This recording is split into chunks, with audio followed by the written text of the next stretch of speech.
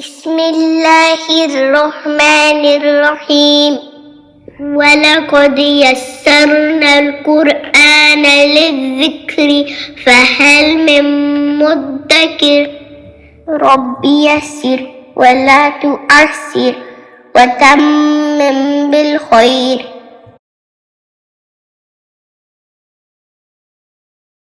پچھلے لیسن میں آپ لوگوں نے الف، واو اور یا کے بارے میں پڑھا تھا جب یہ مد کی حالت میں ہوتے ہیں۔ اب انہی مد کے حروف کی صغیرہ کی فارم آپ پڑھیں گے۔ صغیرہ کا لفظ ہم لوگ اردو میں بھی استعمال کرتے ہیں، انگلش میں اس کو منی بولتے ہیں، یعنی کہ چھوٹی حالت، چھوٹی فارم۔ تو انہی حروف مدہ کی اب آپ چھوٹی فارم پڑھیں گے۔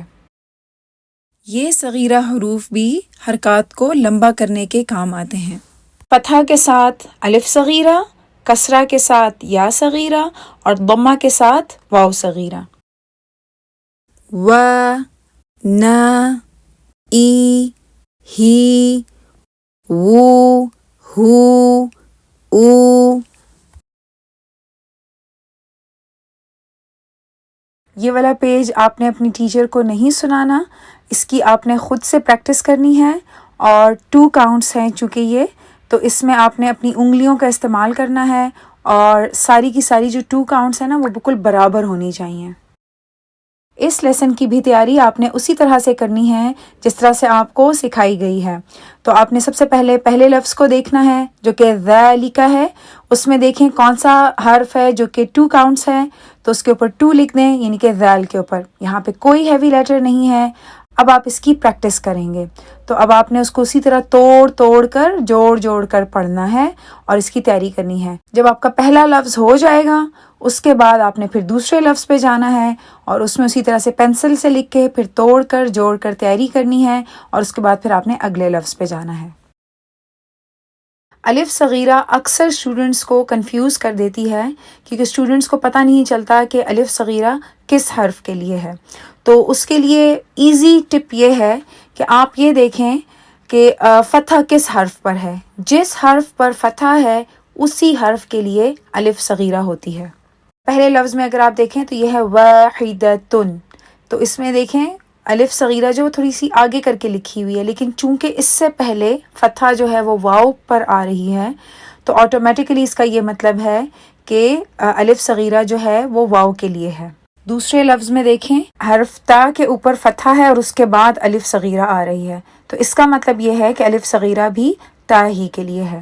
ناداہو میں دیکھیں الف صغیرہ بالکل ہی الگ جگہ پر ہے، تو یہ آپ کو بالکل بھی کنفیوز نہ کرے، چونکہ الف صغیرہ سے پہلے دال آ رہی ہے اور اس کے اوپر فتحہ ہے، تو یہ الف صغیرہ بھی دال ہی کے لیے ہے، یعنی آپ نے دال کو 2 کاؤنٹس لمبا کرنا ہے۔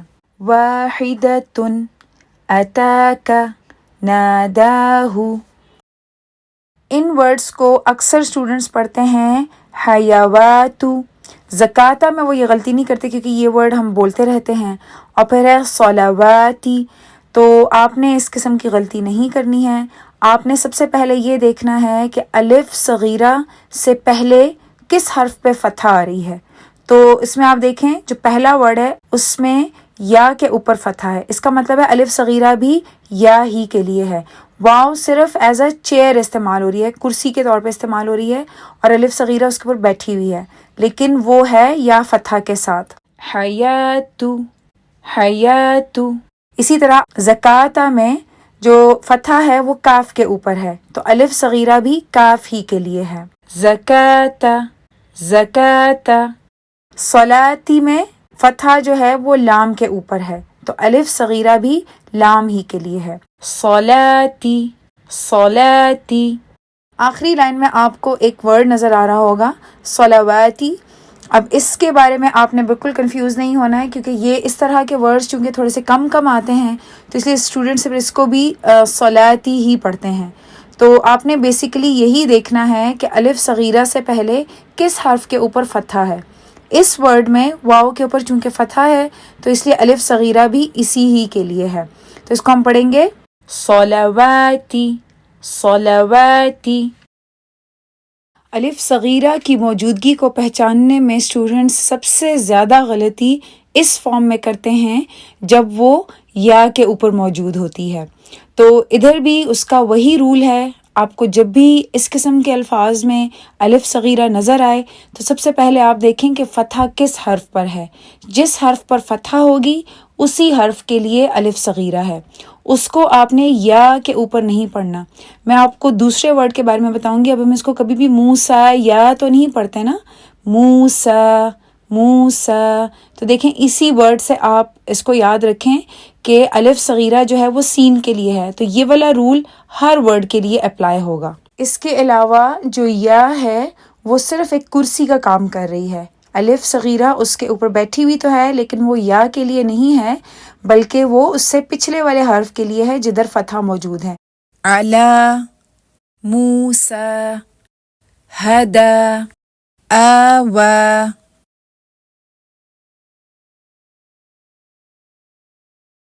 یا صغیرہ ہمیشہ صرف کسرہ ہی کے ساتھ آتی ہے.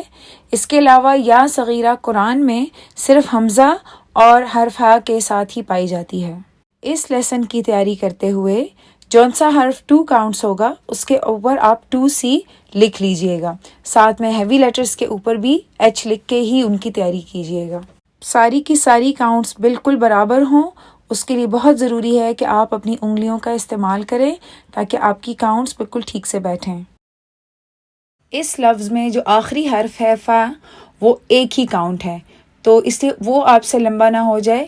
اور اسی طرح جو پہلے 2 حروف ہیں حمزہ اور لام, ان کی جو لینتھ ہوگی, ان کی جو مد کی لمبائی ہوگی وہ بالکل آپس میں برابر ہونی چاہیے. اور وہ کیسے برابر ہوں گی؟ جب آپ اپنی انگلیوں کا استعمال کریں گے. اس میں اگر ایک اور چیز آپ نوٹ کریں, لام کے اوپر الف صغیرہ ہے تو اس کی جو لائٹنس ہے وہ بالکل ٹھیک ہونی چاہیے. اس کو آپ نے اردو قاعدے کی طرح نہیں پڑھنا یا بالکل ہی اس کو آپ نے بڑیے کی طرح لٹا کے نہیں پڑھنا. اس کی سلانٹ جو ہے وہ بالکل ٹھیک ہو. ایلافی ایلافی. اس لفظ میں اگر آپ دیکھیں تو 3 مد اصلی ہیں. صرف تا جو ہے اس کو ہم ایک حرکت لمبا کریں گے. اس کے علاوہ جو ہے اس میں ایک اور چیز اگر آپ دیکھیں تو پہلے 2 حروف جو ہیں وہ ہیں حمزہ اور یا, تو وہ دونوں لائٹ لیٹرز ہیں. ساتھ میں ان دونوں کے اوپر ہی الف مد ہے. تو ان کو جب آپ لمبا کریں تو ان کی جو فتحہ ہے اس کی سلانٹ بالکل ٹھیک ہونی چاہیے. ان کو آپ نے ایک ہی وزن پہ بٹھانا ہے. ایسا نہ ہو کہ ایک اردو قاعدے کی طرح پڑھا جا رہا ہے, دوسرا ٹھیک طریقے سے پڑھا جا رہا ہے, یا بالکل ہی ہم لٹا کے پڑھ رہے ہیں, یا چھوٹا پڑھ رہے ہیں, یا لمبا پڑھ رہے ہیں. تو وہ ہر لحاظ سے اس کا ایک ہی وزن ہو. آیاتہ آیاتہ.